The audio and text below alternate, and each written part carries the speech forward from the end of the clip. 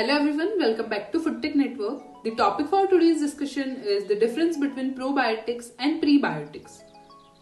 Probiotics and prebiotics are both pretty big topics in nutrition these days. Yet, even though they sound similar, but they play different roles in your health. Probiotics are beneficial bacteria, and prebiotics are food for these bacteria. So I will explain what you need to know about these two. Let us start with probiotics. So probiotics are made up of good living bacteria and yeast also that naturally live in your body. So for example, you have both good and bad bacteria in your body. So for example, when you get an infection, there is more bad bacteria knocking your system out of balance. Then good bacteria helps to eliminate extra bad bacteria, returning the balance. So probiotic supplements are a way to add good bacteria in your body. Okay. So probiotics are a combination of living beneficial bacteria or yeast, that naturally live in your body. Bacteria is usually viewed as a negative light, and as something that makes you sick. But however, you have two kinds of bacteria constantly in your body, that is good bacteria and bad bacteria. And probiotics are made up of good bacteria that helps your body healthy and working well, to keep your body healthy and to work well. So these good bacteria helps you in many ways, including fighting off bad bacteria when you have too much of it, or helping you to feel better. And you have trillions of microbes on and in your body. So these microbes are a combination of bacteria, fungus and yeast, fungus including yeast, viruses, protozoa. So everyone's microbiome is unique. No two people have the same microbial cells. Even twins are different. So for microbe to be called a probiotic, like for fungus, so for bacteria, for viruses, for protozoa. So for them to be called as probiotic, like to be called as healthy for our body, they must have several characteristics, like these include being able to be isolated from a human and to survive in your intestine after ingestion, have a proven benefit to you, and be safely consumed. So good bacteria keeps you healthy by supporting your immune function and controlling inflammation. And certain types of good bacteria can also help your body to digest food and keep bad bacteria from getting out of control and making you sick.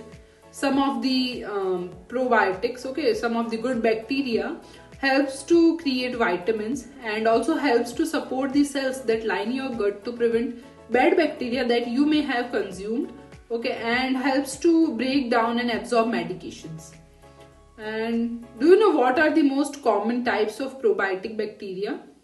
So though there are many types of bacteria that can be considered probiotics, but there are two specific types of bacteria that are commonly found in they are commonly found in our body and are common probiotics that are found in stores, that are lactobacillus and bifidobacterium.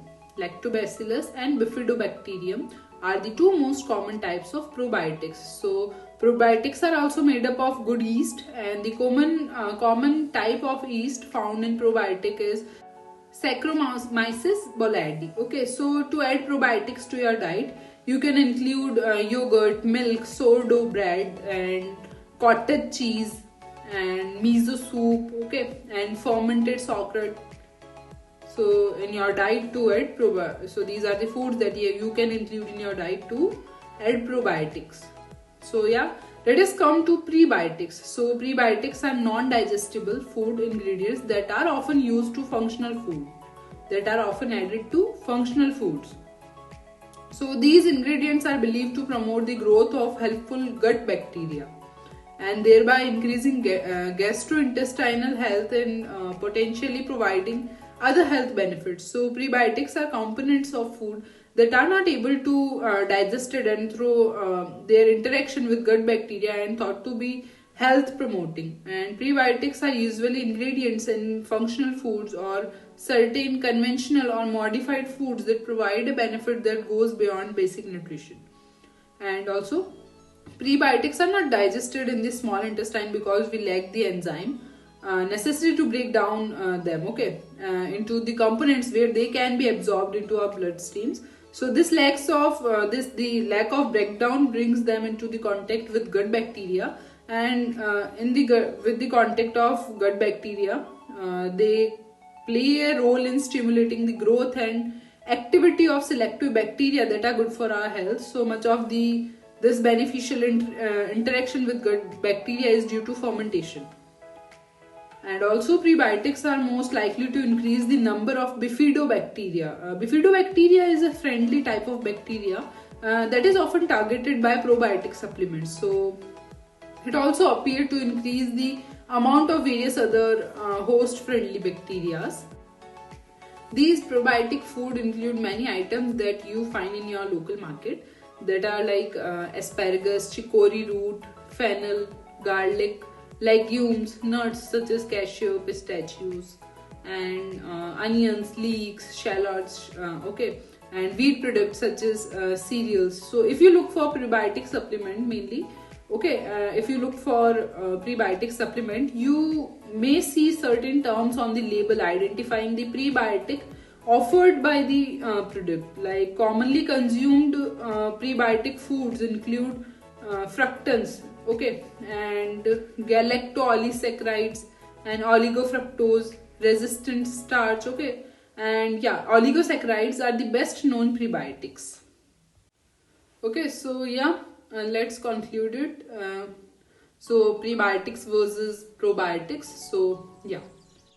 So prebiotics are defined as non-digestible special form of fiber or carbohydrates, and on the other hand, probiotics are considered or as referred to the living active microorganisms that when administered in adequate amount will have beneficial effect to its host. And prebiotics, the powder form of prebiotics can survive in heat, cold, acid, and probiotics are more fragile. They are vulnerable to heat and stomach acid. They may also be killed over time.